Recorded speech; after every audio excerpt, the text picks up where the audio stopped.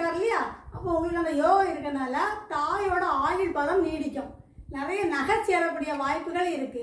இப்போ சனி சந்திரனும் சேர்ந்து இருக்குன்னு சொல்லி நீங்க புணர்வு தோஷம் நினைக்கக்கூடாது. அதுக்கு நிறைய விதிவிலக்கம் இருக்கு.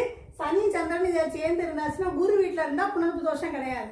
அதனால திருமணத்துக்கு ஏதாவது தடை இருக்கணுங்கிறது கிடையாது. ஒரு பூர்வ புண்ணிய ஸ்தானத்தில் குரு இருந்தாச்சுன்னா, இப்போ உங்கள் ஜாதகத்தில் குரு சனியை பார்த்தாருன்னு வச்சுக்கீங்களா, அதாவது திருமணத்துக்கு முன்னாடி ஜாதகர் என்ன நினைப்பாருன்னா, வேலையில் ஏறின பிறகு தான் திருமணம் நடக்கணும் அப்படின்னு நினைப்பாரு. திருமணம் கழிஞ்ச பிறகு என்ன நினைப்பாருன்னா, சாதிக்கணும் எப்படியாவது அப்படின்னு நினைப்பாங்க. இதே குழந்தை பிறந்த பிறகு அந்த குழந்தைய ஒரு சாதனையாளராக ஆக்கணும் அப்படின்னு நினைப்பாங்க.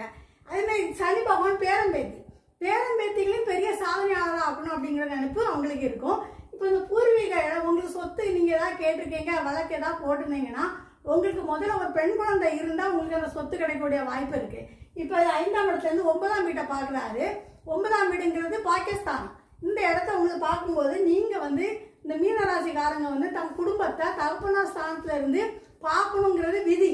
அந்த மாதிரி இருக்க வாய்ப்பு இருக்கு. இதில் தான் தாத்தாவோட சொத்து இருக்குங்க. இப்போ நீங்கள் தாத்தா சொத்துல ஏதாவது வழக்கு ஏதாவது போட்டிருந்தீங்கன்னா உங்களுக்கு கிடைக்க வாய்ப்பு இருக்கு. ஆனால் உங்கள் தந்தையோட உடன்பிறப்புகள் எல்லாரும் கொஞ்சம் இடையூறு பண்ணிட்டே இருப்பாங்க.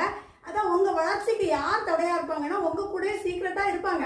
கூடவே இருந்து தடையை ஏற்படுத்திட்டே இருப்பாங்க. அதனால் ரொம்ப கவனமாக இருக்கணும். நம்ம கூட பேசும்போது கவனமாக பேசுங்க.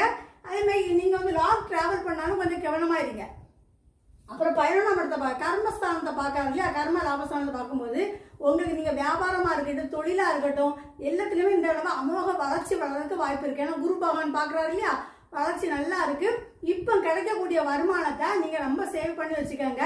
வீணாக செலவழிச்சிடாதீங்க. வந்துட்டே தானே இருக்குன்னு நினச்சி அலட்சியமாக இருக்காதீங்க.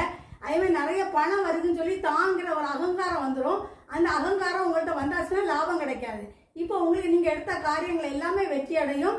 வழக்கு எதாக இருந்தாலும் சக்ஸஸ் ஆகிறதுக்கு வாய்ப்பு இருக்கு. இப்போ அது 1ஆம் இடத்தை பார்க்குறாரு இல்லையா, இந்த 1ஆம் இடங்க ரெட்டைப்படை ராசிங்க. ரெட்டைப்படை இதில் ஒரு அந்தரங்கமான விஷயம் இருக்கு. எது கிடைச்சாலுமே ஒரு பொருளாக இருக்கட்டும், பொக்கிஷமாக இருக்கட்டும், எதுனாலுமே 2 கிடைக்க வாய்ப்பு இருக்கு. அதனால உங்களுக்கு ரொம்ப கவனமாக இருங்க. சப்போஸ் காதலாக இருக்கட்டும், அதுவும் 2 வரும். இப்போ 2 சிம் கார்டு வாங்கக்கூடிய வாய்ப்பும் வரும். அதனால இதில் எல்லாமே உங்களுக்கு இருக்கிற வாய்ப்பு இருக்கு.